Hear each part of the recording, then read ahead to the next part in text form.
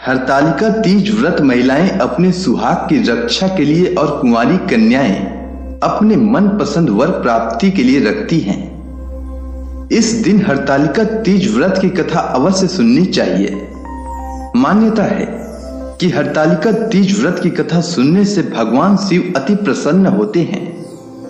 तो चलिए सुनते हैं हरतालिका तीज व्रत की कथा। एक बार भगवान शिव ने माता पार्वती को उनके पूर्व जन्म का स्मरण कराने के उद्देश्य से इस व्रत के महात्म्य की कथा कही थी। श्री भोले शंकर बोले, हे गौरी, पर्वतराज हिमालय पर स्थित गंगा के तट पर तुमने अपनी बाल्यावस्था में 12 वर्षों तक अधोमुखी होकर घोर तप किया था।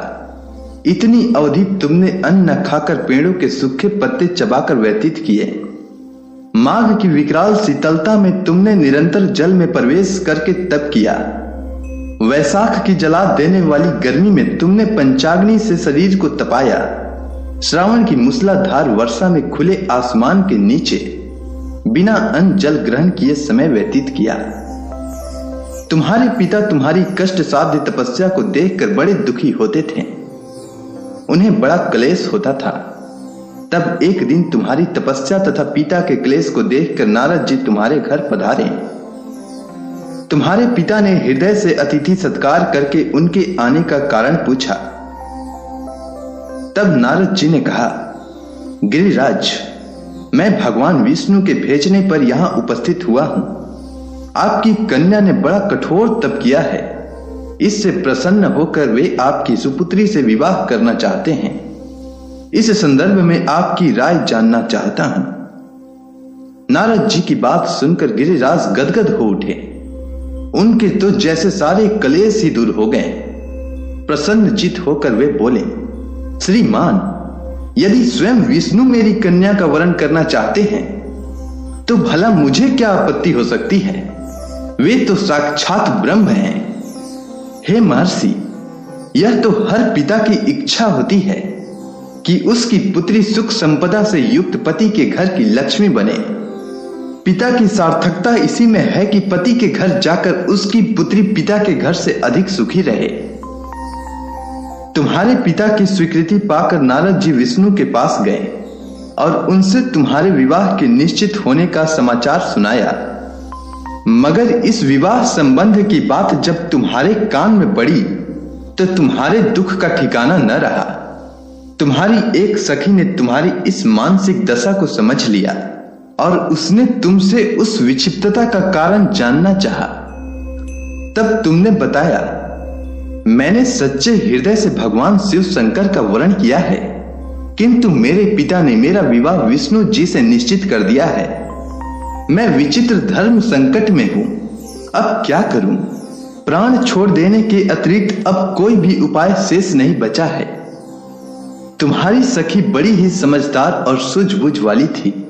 उसने कहा, सखी, प्राण त्यागने का इसमें कारण ही क्या है? संकट के मौके पर धैर्य से काम लेना चाहिए।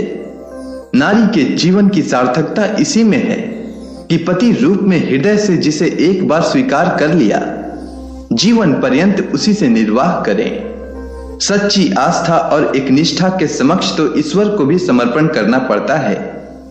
मैं तुम्हें घंघोर जंगल में ले चलती हूं, जो साधना स्थली भी हो और जहां तुम्हारे पिता तुम्हें खोज न पाए। वहां तुम साधना में लीन हो जाना। मुझे विश्वास है कि ईश्वर अवश्य तुम्हारी सहायता करेंगे। तुमने ऐसा ही किया। तुम्हारे पिता तुम्हें घर पर न पाकर बड़े दुखी तथा चिंतित हुए। वे सोचने लगे कि तुम जाने कहां चली गई हो। मैं विष्णु जी से उसका विवाह करने का प्रण कर चुका हूं। यदि भगवान विष्णु बारात लेकर आ गए और कन्या घर पर न हुई तो बड़ा अपमान होगा। मैं तो कहीं मुंह दिखाने के योग्य भी नहीं रहूंगा। यही सब सोचकर गिरिराज ने जोर शोर से तुम्हारी खोज शुरू करवा दी। इधर तुम्हारी खोज होती रही और उधर तुम अपनी सखी के साथ नदी के तट पर एक गुफा में मेरी आराधना में लीन रही। भाद्रपद शुक्ल तृतीया को हस्त नक्षत्र था। उस दिन तुमने रेत की शिवलिंग का निर्माण करके व्रत किया। रात भर मेरी स्तुति के गीत गाकर जागी। तुम्हारी इस कष्ट साध्य तपस्या के प्रभाव से मेरा आसन डोलने लगा, मेरी समाधि टूट गई। मैं तुरंत तुम्हारे समक्ष जा पहुंचा और तुम्हारी तपस्या से प्रसन्न होकर तुमसे वर मांगने के लिए कहा। तब अपनी तपस्या के फल स्वरूप मुझे अपने समक्ष पाकर तुमने कहा, मैं हृदय से आपको पति के रूप में वरण कर चुकी हूं। यदि आप सचमुच मेरी तपस्या से प्रसन्न होकर आप यहां पधारे हैं तो मुझे अपनी अर्धांगिनी के रूप में स्वीकार कर लीजिए। तब मैं तथास्तु कहकर कैलाश पर्वत पर लौट आया। प्रातः होते ही तुमने पूजा की समस्त सामग्री को नदी में प्रवाहित करके अपनी सहेली सहित व्रत का पालना किया। उसी समय अपने मित्र, बंधु व दरबारियों सहित गिरिराज तुम्हें खोजते खोजते वहां पर पहुंचे और तुम्हारी इस कष्ट साध्य तपस्या का कारण तथा उद्देश्य पूछा। उस समय तुम्हारी दशा को देखकर गिरिराज अत्यधिक दुखी हुए और पीड़ा के कारण उनकी आंखों में आंसू उमड़ आए थे।